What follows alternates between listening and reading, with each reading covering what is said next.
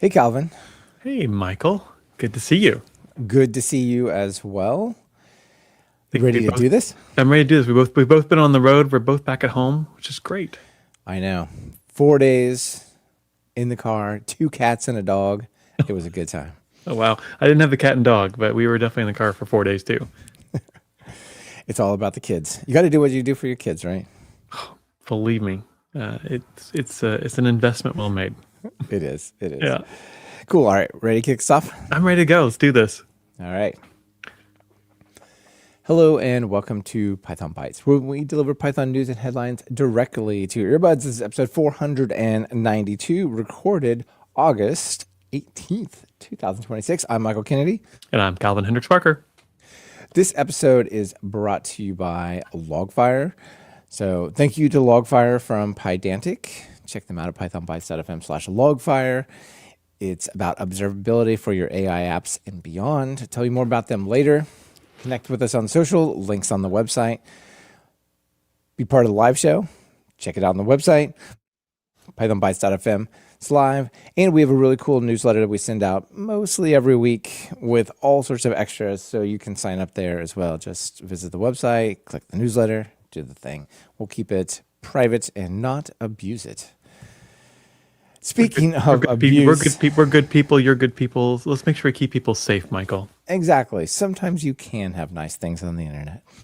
It's true. And well, the good thing is that with the solar eclipse in Europe last week, a new release came out of some security updates for Python 3.12, 3.11, and 3.10. The key bit here, well, there's a lot of key bits, which is there's lots of security updates that have happened. They're pretty important if you're doing certain kinds of activities. So, for example, if you are using tar files if you're extracting tar files with any of these versions of Python, you are going to want to update ASAP because this basically fixed a path traversal bypass of the data filter. So a symlink escape that could bypass bits and pieces here and get people access to places they're not supposed to be.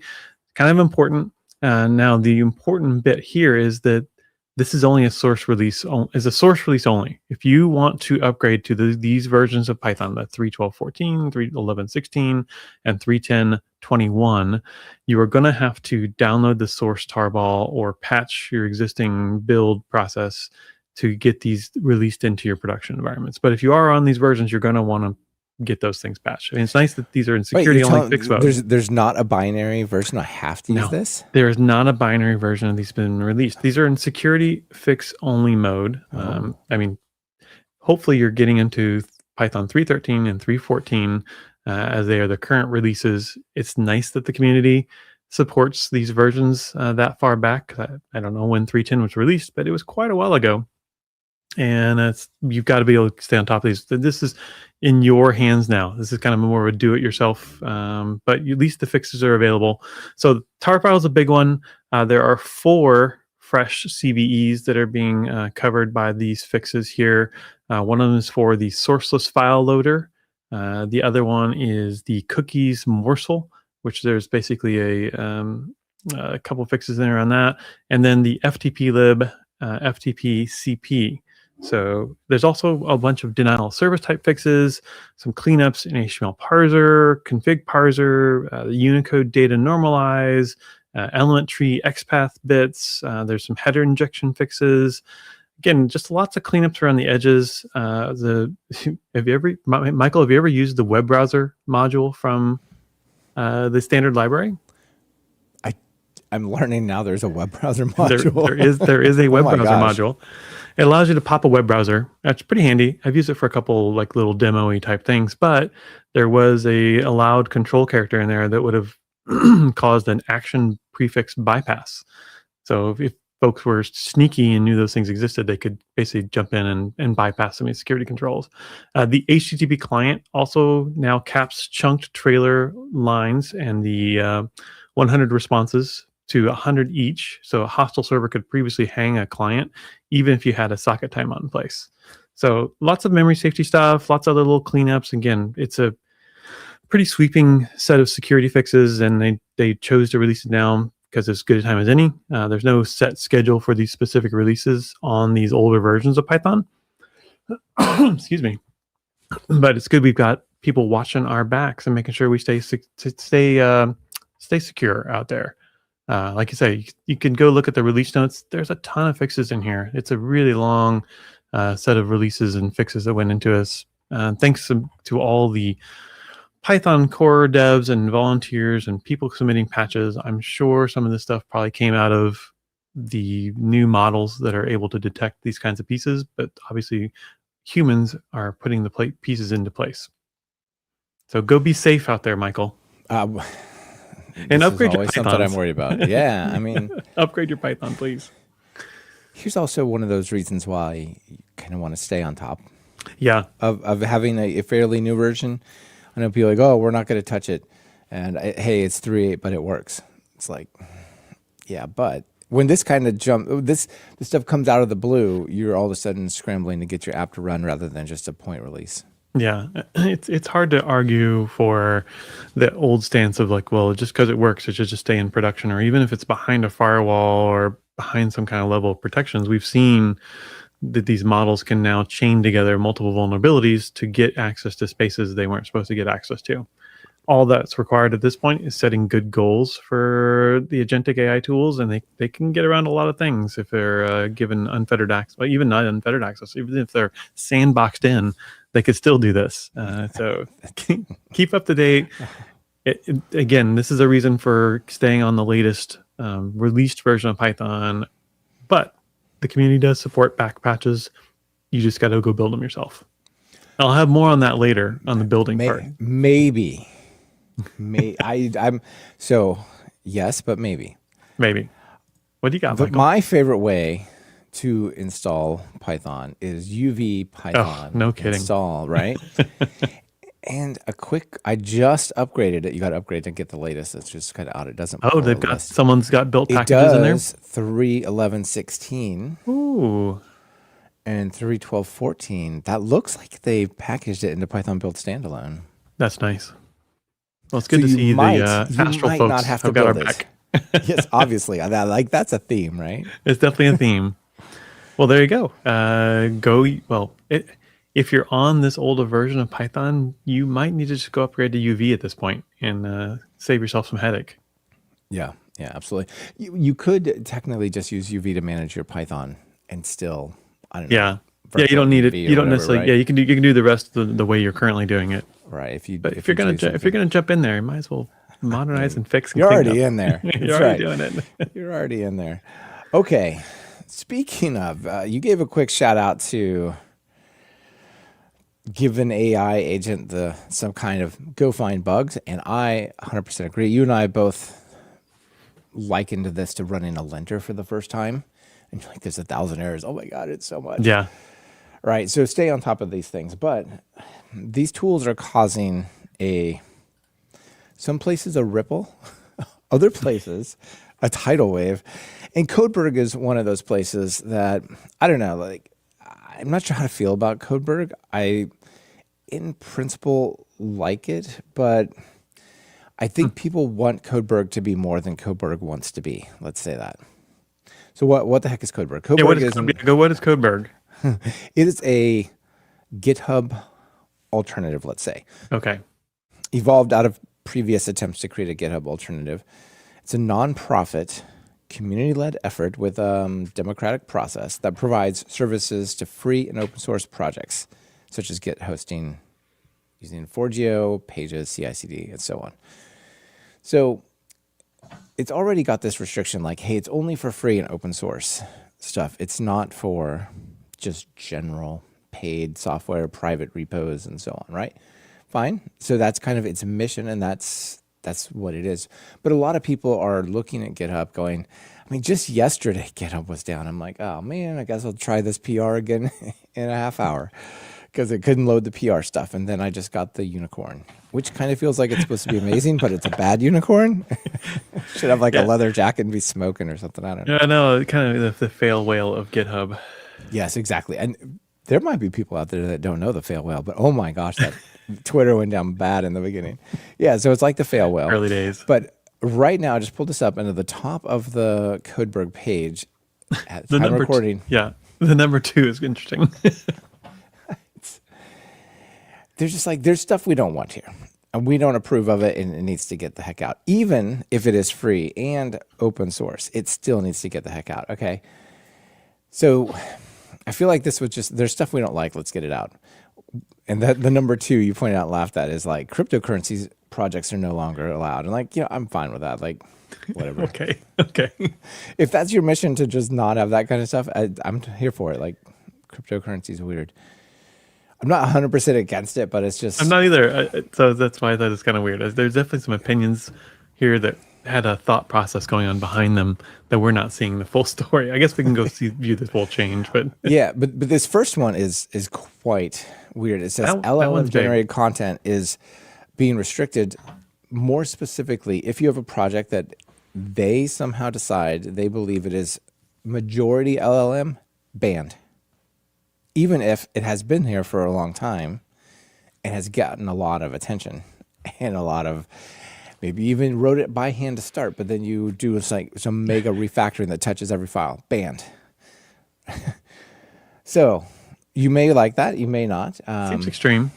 It seems a little extreme, given that we just recently covered Linus Torvalds saying like, look, using AI to review our stuff is a tool.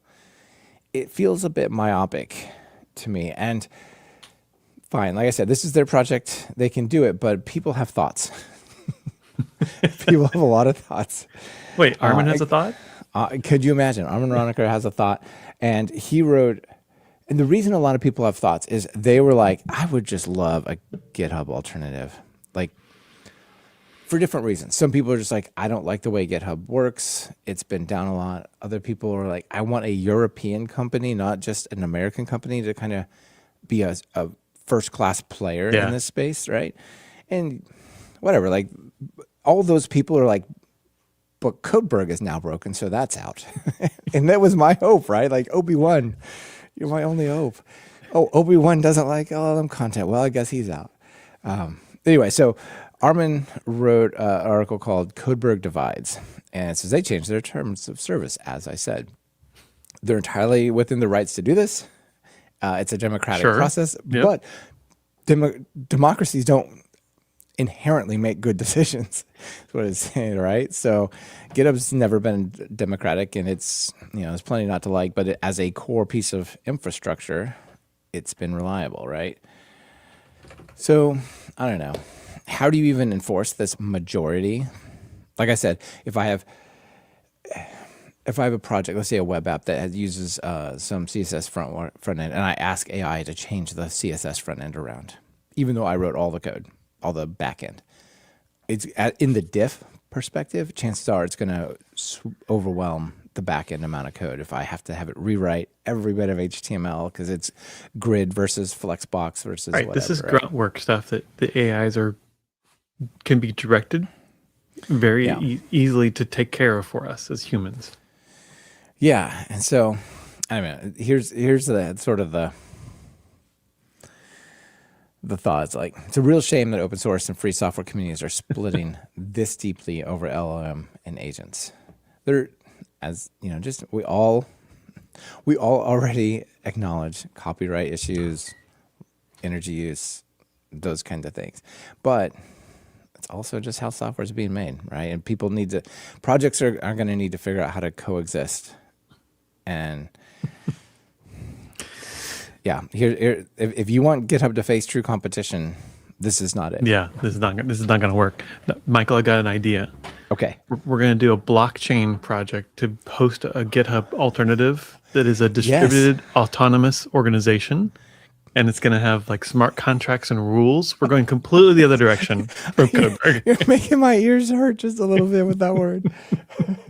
So what about this? What if we go back a little further and we can like do a sweet arc? Like, what if we do like a BitTorrent hosted, smart contract backed? Even more. Like the layers go deep.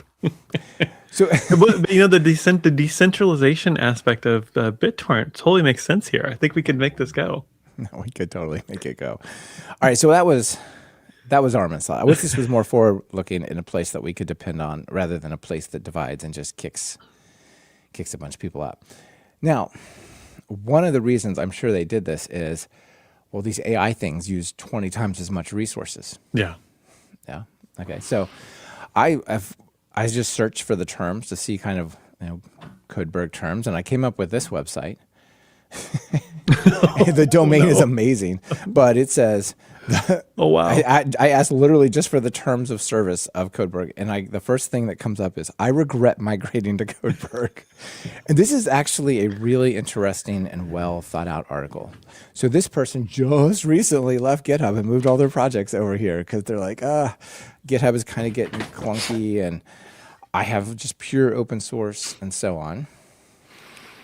But so GitHub looked like a viable alternative, which is like, this is the main spine running through this conversation. So it's like, unfortunately, the latest update to its terms of service seemed to mark the first step in changing one part I moved there for, namely freedom is now gone. I can't work on it. And one of the interesting things about this term, I'll move on from this section in just a second, but from their terms is the content that harms the reputation of Codeberg, which is like, we don't have a great reason for it. And one of the criteria they use is it has to have a community behind it in order for it to be legit. And LLMs and AI don't make community, right? Right. It seems like from the blog post, it seems like many vibe coders don't realize that they don't actually have a community around them. And I think that cuts at two things. One, casting all of this stuff as vibe coders and just junk users who don't really know what they're doing. That's already kind of there's a valid practice of agentic engineering in producing software. Yes, and this seems to lump it all in with like, is a bunch of these idiots that don't know what they're doing, and we want them off our community. Sounds like a bunch of people who were against the stuff 2 years ago and have never tried it. And don't realize the effect it has. But so just wrapping this up, this person says, look, I have a bunch of solo developer open source projects. And my community is people who just ask for features or ask me to change something. They're just people who want something from the software. They're not really a community with rich discussions. Right. And so I agree with this person's take on like, it's a bunch of silly little tools that are my tools, and that I need a good place to host them, and I want to share them with my little community. Yeah, like I've been publishing silly little tool for decades, and that was from even the SourceForge days, right? This is the essence of like open source, the cathedral and the bazaar, like that whole bit. Exactly. And so one of the reasons Codeberg is blocking LLMs is because they think there can't be a community, and therefore it's a fake project. This guy's like, hey, I got a bunch of projects that don't have community, but they're important to me. And I think that's actually the majority. This results in censorship for me. But the same thing is, what if you just charged for the ones or had a very high or very strong rate limit for interactions? And if your AI does too much to burden our infrastructure, well, then, maybe you cover that, or you move them over to a portion of infrastructure that's even slower, right? I don't know. But there's a whole lot of concrete ideas from this I regret moving to Codeberg. Anyway. It's amazing that was the first post, like first result for a valid search for their terms of service. I know. That's a strong own goal right there. Speaks volumes right there. The others are going to emerge. Obviously, the fact that we still live in an open world with a fairly open internet, people can build their distributed blockchain DAO version of GitHub if they want. Well, I'm looking forward to setting up. We should build on Codeberg. Oh my gosh. Okay. All right. Sorry. That was a bit of a detour. A fun detour, but let me tell you about our sponsor, actually. Because you should. I think this is important. Yeah, because there's some really cool stuff that Logfire and from Pydantic is doing. So, and this is a bit of an alternative worldview, and one that I definitely agree with. But Logfire is about monitoring and observing and understanding what your AI agents and other web apps like Fast API and Postgres and so on are up to. So it's 2 a.m. Your AI agent has failed.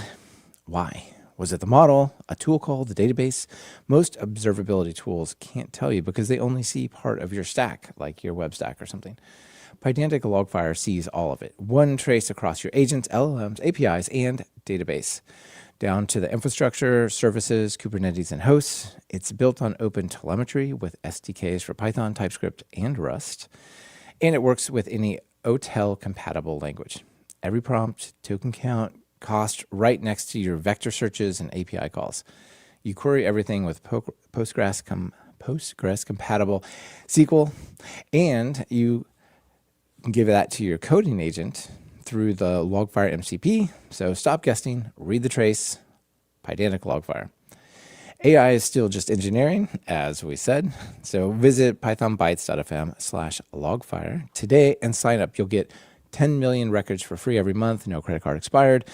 And you can, this is a pretty cool thing as well. If you're like, I need to add Logfire to my app so that I get this cool feature. How do you do it? They have a button that'll copy some markdown text to your clipboard, and you click it and it says, onboard your coding agent. So it just gives you instructions you can hand to Claude or Codex, specifically what it needs to do to integrate your app with Logfire. So I think that's super cool. So thank you to Pydantic and Logfire for supporting the show. Actually, I love the idea of the observability of grabbing the prompts and the costs and the token usage. More folks are going to be heading down this route because it's been very hard to analyze the return on investment of using these tools. And as the costs potentially rise and subscriptions maybe shift and go away, you're going to want to know this kind of data to make good decisions. We're doing this right now at 6 Feet Up. Are you? Awesome. Yeah, we're having these kinds of discussions, I should say, and I could probably use a tool like this. Well, pythonbytes.fm/logfire. Oh, I'll use that code there. That'd be a good one for us. Yeah, fantastic. All right. Yeah, it's a super cool platform. And like I said, right here, just on board with your coding agent, click that, and then paste it. What's really interesting is that the instructions say things like, your user may have just clicked this and not actually read it yet. So please, work them through this. Those are some good people. They were doing the good work right there. Yeah, Samuel Colvin and team knows what they're doing over there. I love it. So does Brett. Brett Cannon knows a few things as well. Brett Cannon does know a few things. Actually, this is important. Again, I feel like the last few episodes I've been on a bit of a security run with things, and this is continuing it, and he's got some great ideas.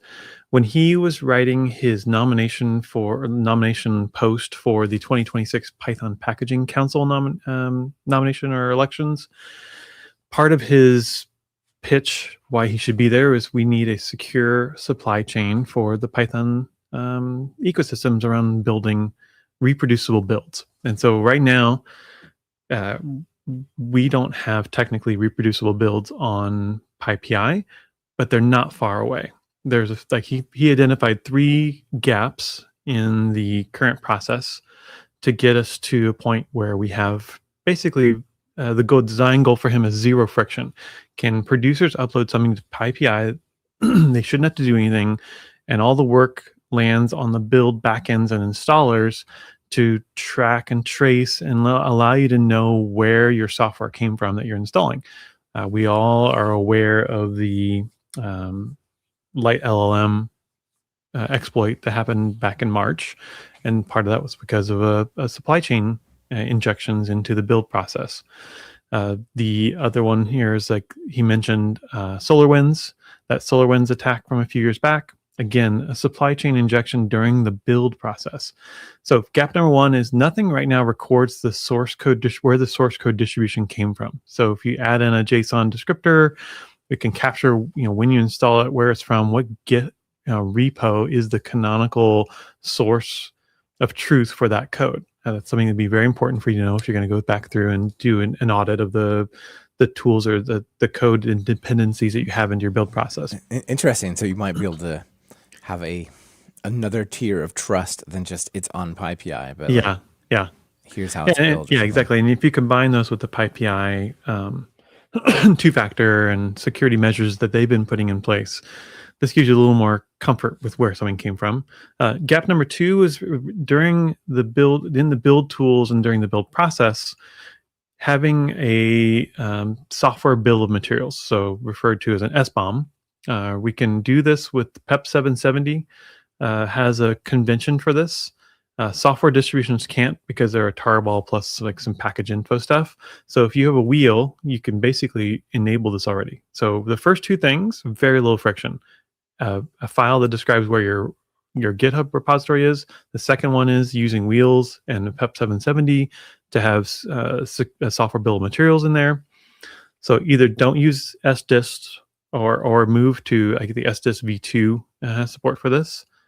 And then basically the mechanisms already exist for tying this all together in the pyproject.toml. There's a build systems section. If it has a defined entry point, so then backends can record their own environment, and you can reinstall and rerun the build. So the goal being, again, if I build the software today, and if I build the software 6 months from now or 18 months from now, I should get the exact same binary each time, and there should be no worry or at least a way to audit and trace back what happens. So now trusted third parties can report successful reproductions back to PyPI, which can display like an independently reproduced by some authority, surfaced in the index, so installers can also prefer reproduced files. So PyPI would have to have a couple changes to support surfacing this data and making decisions based on that data. This is not a nice to have. This is definitely, it's not a requirement. This is basically like you need to have this as part of your build process, or else you're not considered a top level or a first class citizen in PyPI, because it shouldn't be hard to do. One of the things about the reproducibility that you hinted on right there at the end, I think is cool, is like I look at, say, the hash or whatever of the binary that I got, and then if I want to rebuild that myself, I should get the same hash if I follow the steps or something like that, right? Which is exactly super cool. Yeah. Yep. But so many things can be very variable. I mean, the GCC compiler on your system, the minor versions of Python, the architecture, whether it was ARM or x86, like there's a whole bunch of variables that go on in there. It'd be nice to be able to get those from a trusted source. And PyPI is obviously doing great work at making sure we get safe wheels and distributions of software. Yeah. Definitely some great folks, including Seth and Mike. Over there working on this. Well, and thanks to Seth Larson for listening to his idea and helping him check over this blog post. So the right folks are involved all around. That Python Packaging Council nomination, I think the voting is happening soon. I didn't actually note down when it is, but I can't imagine why we wouldn't want Brett to be on that panel of people. Exactly. He's got the right ideas. I'm all for this. Just because to keep the world safe, we need to have these kinds of table stake ideas built into our infrastructure of Python and the build systems. Yeah, and Brett's been working in packaging. Yeah, and package adjacent stuff for a long time recently. Yeah, so go enable these features. You'll start participating in the ecosystem, and then eventually PyPI will support it, and you'll be able to know that the software you're getting has come from verified sources. Maybe that's an extreme. Not verified sources, but at least the build can be reproduced. Verifiable. Verifiable. Not verified. Subtle difference. Yeah. Okay. So now moving on, we have a extra here all about it. A whole section of extras? Well, this is when there are so many extras that I'm like, this can no longer be extra. It must be hoisted up into a top level topic. All right. And I don't know, I've got a sidebar full of them. So let's see what I got questions about one of these here for sure. All right, let's go. Well, you talked about the security fixes of like 3.11 and so on, 3.11.6 and beyond. We also got new... There they are. Some of them have landed in 3.14.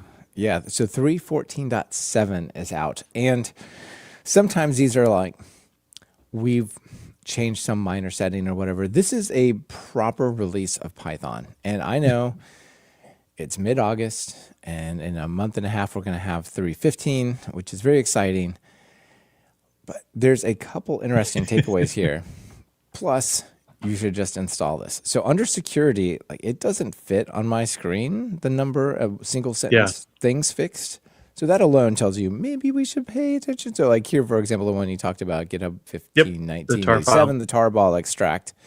And then there's another one somewhere in here, like this is the workaround of that fix, also fixed. But there's some denial of service-ish things like element tree find all from XML parsing or even web page parsing has quadratic behavior if you give it certain types of inputs, and that means you could create like a element tree find all bomb type of thing. Yeah. So there's a bunch of this complexity stuff here. But this is also a proper release. So I'm going to scroll at a high rate the entire time that I'm talking. And it is way still going on. This is all core Python internals, not even the standard library. Whew, okay. And then, now maybe that was a standard library as well, but also build and then Windows and Mac. I mean, there are pages and pages and pages of changes here. And if you go up one, like I said, there's an interesting theme. So if you look at free threaded. Yep. This is one of the it is lighting up the find section. The little scroll bar highlight that shows where the find lands. There are so many race conditions that are getting fixed. And this is just something Python has not really had to deal with. And I don't know how I feel about this, Calvin. I'm very excited about free threaded, but if there's this many fixes now. They should have skipped the .7 and made it .15, like 3.14.15. I know, like it's the lead in to 3.15 or whatever, right? Yeah. Yeah, but in the core built-ins, there's just tons of like fix a data race condition, a free threaded build of gc.get count, fix a potential deadlock on intern from string and other functions on the free threaded build, and so. If you're doing stuff with free threaded, you definitely want to. I hope some folks who've been posting blog posts around free threading go redo their benchmarks against this release to see how that has changed. Yeah, 100%. 100%. Okay, well, that was one of them. That's a lot. I know. That was just one of the things. Remember you gave me homework last time? I'm like, I literally just added the MCP server for Python Bytes. And you said, "Oh, Michael, that protocol's out of date. There's a new one." And I'm like, "No." Well, I upgraded it. So, Python Bytes, its MCP server, which only existed last week, now uses the let me see if I can get this from memory. 2026.07.28 version 2 protocol, which is more stateless. So it's backwards compatible with the old ones, and it now adopts the new one. So that's pretty cool. And also for TalkPython, they were basically a similar update there. So how long did that take you? I mean, were you able to just point the clankers at it and say go? The clankers grinded for a while. It took probably an hour. Yeah, it probably took an hour. Like, it was a pretty significant amount of churn, but no worries. I got it done. Nice. If I had run on fast MCP, which is now just MCP server, I believe is the name of the project now, probably would have been better, even though there were breaking changes. But this is it's just a part of the Quart Flask app that are these websites, and so it had a little more low level stuff. But at the same time, it wasn't. I mean, my active time was probably 15 minutes, but I had to verify and check. And so, let me go over to Claude and ask it if it still knows how to talk to it, Think of the scale you can handle now. I mean, people can just hammer your MCP service now. I know. It's so stateless, they can just ask it questions all day long. All day long. So And principle, I don't really mind. I mean, I'm not inviting to distribute denial of service. Because I do get that sometimes, and it's not fun. But it is all database backed indexed queries, so it is like sub-millisecond usually when you ask questions like this. So it's pretty cool. All right, nice. Yeah.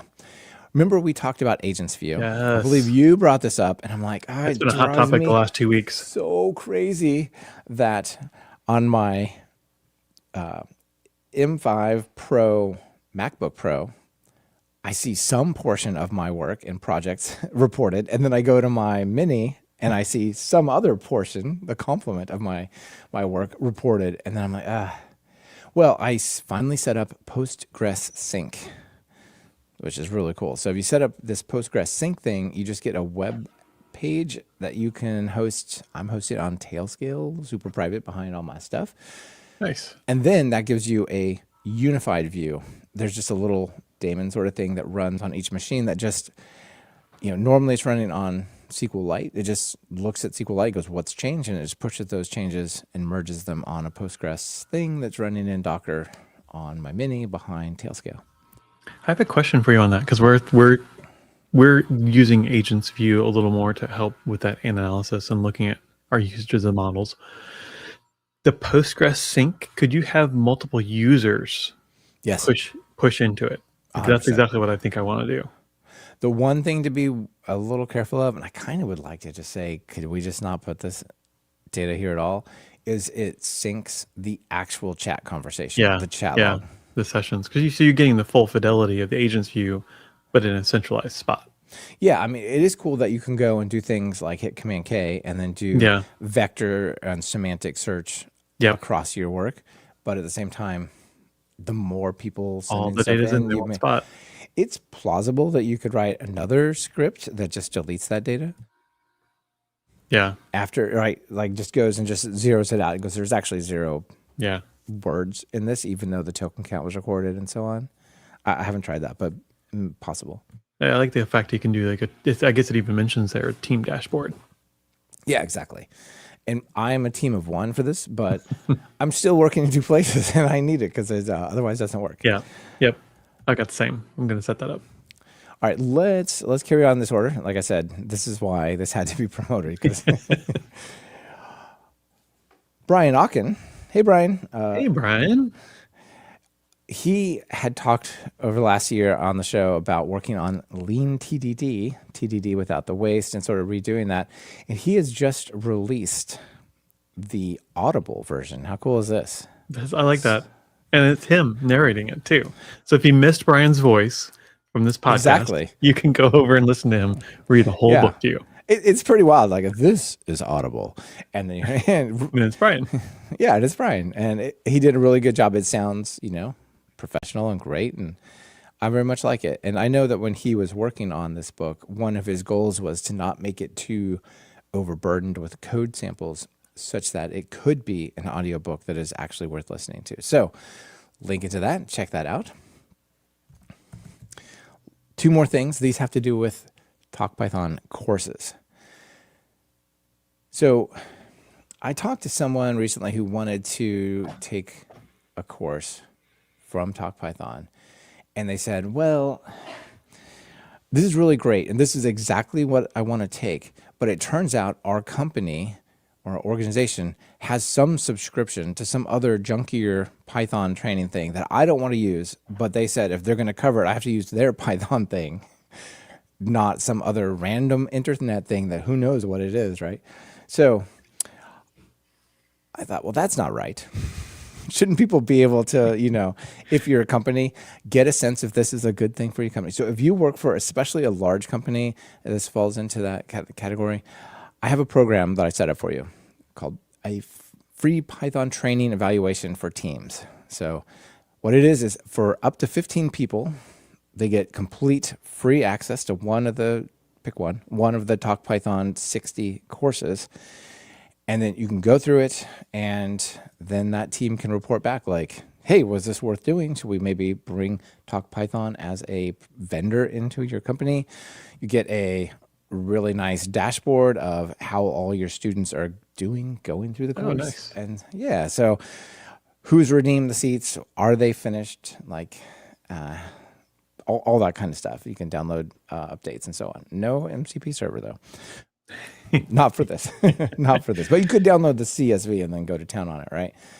So everybody gets basically free access to the course, mobile apps, all that. So if you work for a team, work for a large company, and you have a team there, and there's like a lot of restrictions on what training options are available, please reach out to me, Michael at talkpython.fm. Let's set one of these up. It costs you nothing to try it out. Get the name brand training. Exactly. not the generic lookalike. Exactly. Not the generic where you got to press play every single video and navigate around. Not good. And related to that, I've also set up a government procurement page that like gives Wow, you're fancy. That's really fancy. It existed before, but I Yeah. didn't it wasn't on a page where people knew that they could get it. So it lists our sam.gov unique ID. So if you work for a government entity, there's all these rules like, oh, it has to be registered with this thing and it has to be active and you have to have a 508 report on your accessibility, et cetera, et cetera. I put all that stuff up here. So if you work for a government and you would like a governmental agency, especially the US, please check it out. This all makes it super easy. You probably have to address this kind of stuff some of the time. Looks like you put a lot of work into this, and it shows. It's amazing. Thank you. All right, well, those were many extras, but There's many extras. we are done with the extras. I've got one extra, which is a follow-up to last week's episode around the post-quantum key exchange. And the fine folks over at Astral have made a new release of UV. That's what it was like 5 days ago. And it now supports and prefers post-quantum key exchange. So they've already got your back. You can opt in to TLS diagnostics, but you're going to get post-quantum key exchange out of the box when you're using UV now. So I thought that was pretty cool. You know what? Just bookend it with UV. Well done.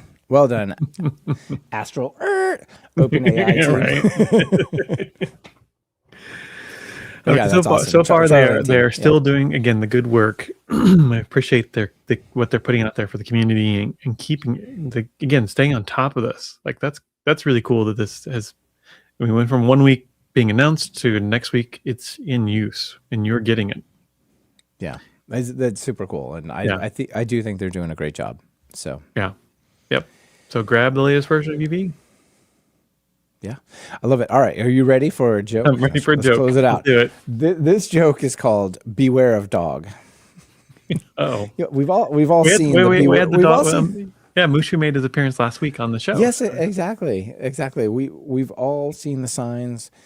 Is it just a be careful? There is a dog here, or is it like a dangerous, aggressive dog? We don't know.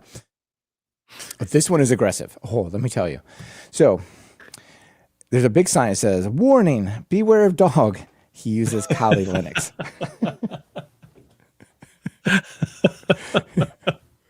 So you're laughing. Tell people what Kali Linux is for those who don't know. For those security folks who are looking to do some pen testing, you may have installed Kali Linux in the past. So it provides some attack tools to let you go after other people's servers or your own, hopefully. Yeah. Not others. It basically is a distribution that bundles a whole host of things you would separately install if you were a pen tester, hacker sort of thing. And it comes ready to go, right? That needs to be the new logo for our Kali Linux, like a big junkyard dog with a big spiked collar. Exactly. Love it. And terminal with the name and address on it. There's no place like 127001. Exactly. Tattooed on his arm. I'm a sucker for dad jokes. I will laugh every time. I know these are pretty solid. Solid. So beware the dog. He uses Kali Linux. All right. Well, that is it for the show. Calvin, thank you for being here as always. Yeah, you bet. And check out Pydantic, Logfire at pythonbytes.fm/logfire. Really appreciate them supporting the show. And update your Pythons. Yes. UV, Python. They even had an upgrade. So for in-place point release upgrades for UV, you can there's a single command now to update all of them. So just do that. Stay safe out there. That's right. Bye, y'all. See ya.